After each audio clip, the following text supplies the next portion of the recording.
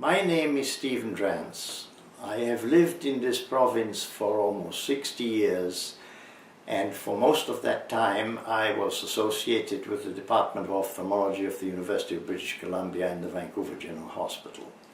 In fact, I was responsible for raising the funds to build the eye care center, and I'm delighted that as a result of this so many of you have had excellent care there. 6 months ago, David Suzuki spoke to a full house of the UBC alumni at the Chan Center. He started off by saying, "I'm speaking to you today as a grandfather," which immediately caught my attention. He also told us that scientists have warned all of us, including our governments, but apart from muzzling their scientists, there has been very little practical action coming from them. The prestigious United Nations Intergovernmental Panel on Climate Change has released its report in 2014. The scientific consensus is quite clear and overwhelming. Climate change is now set to have a severe, widespread impact on people and nature. It is already expressed in diminished ice caps, rising sea levels, acidifying oceans, heat waves and other extreme weather. Ahead of us lies severe food shortages and violent conflict.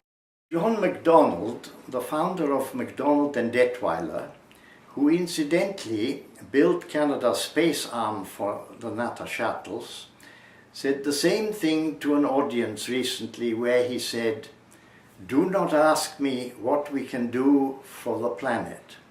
The planet is not in any danger and needs no help. It will continue to spin. We should all be thinking instead, what can we do to preserve the survival of the animal kingdom, which of course includes us, on this planet." Many of the slides that I have been using in this talk were lent to me by John MacDonald.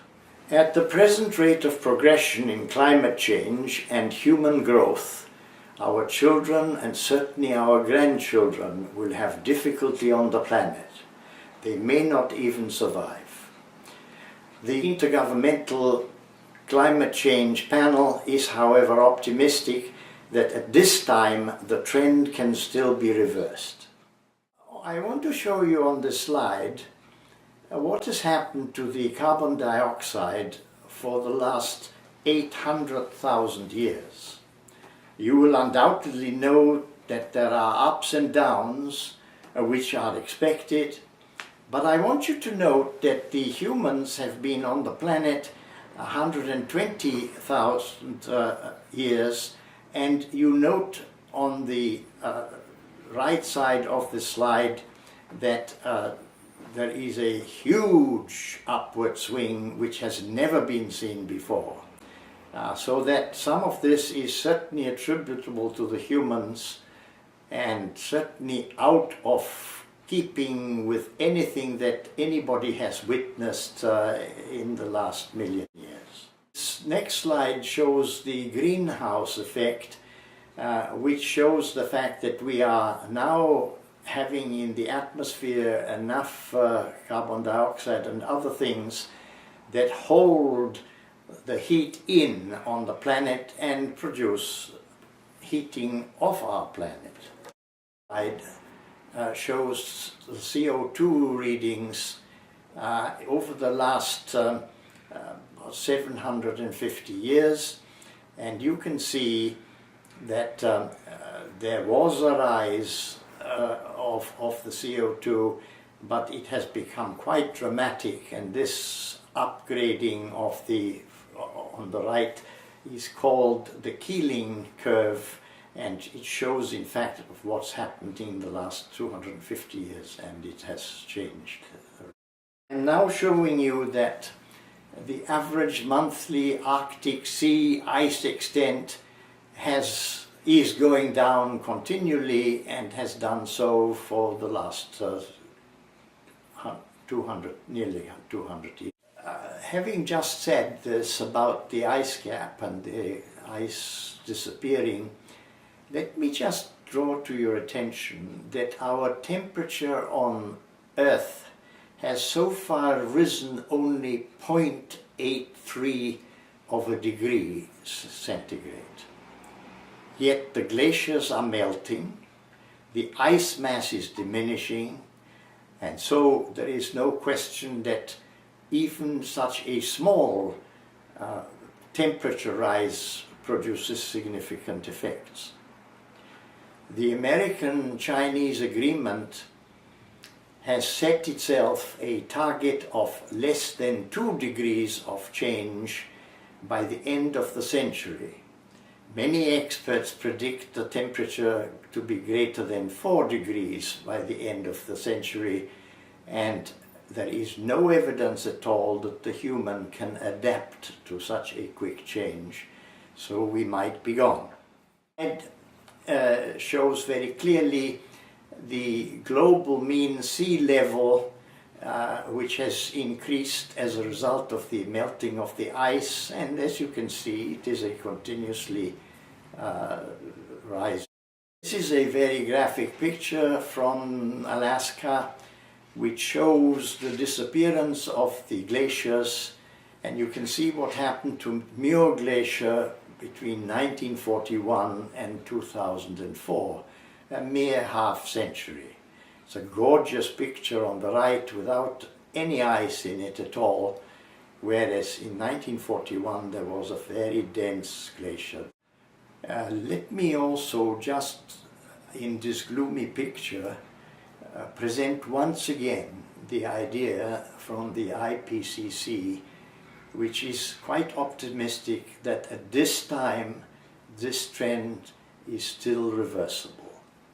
I have presented to you the facts of our inching to the sad time when we have fouled up the conditions on our beautiful planet, which will probably endanger the survival of the animal kingdom on our planet. I believe that this is the greatest disaster facing us, and in spite of these facts, ahead of us we are not anywhere near the action necessary to reverse the mess we are creating on our beautiful planet. Incidentally, the beautiful planet shows itself as a blue dot when seen from space. Having told you these sad facts, I would now like to suggest to you that you should join me and my colleagues who want to make sure that in this next election you use your vote in a way in which it might change the situation that we have encountered. And we would therefore like all candidates and certainly all parties to have a proposition as to what they would do if they were in power now, not in the future. The time is now, the time is not on our side. We need every year of improvement in the situation, and only you as a voter and I can produce an effect on the politicians that is meaningful and effective. Our grandchildren therefore face very uncertain futures. So do yours. Many of their lives may be short if the climate continues to deteriorate. Our politicians have not acted so far in a meaningful manner. We need to tell our politicians that we want immediate, effective action to reduce greenhouse gas emissions. We need to tell them that otherwise some of us may not give them our votes.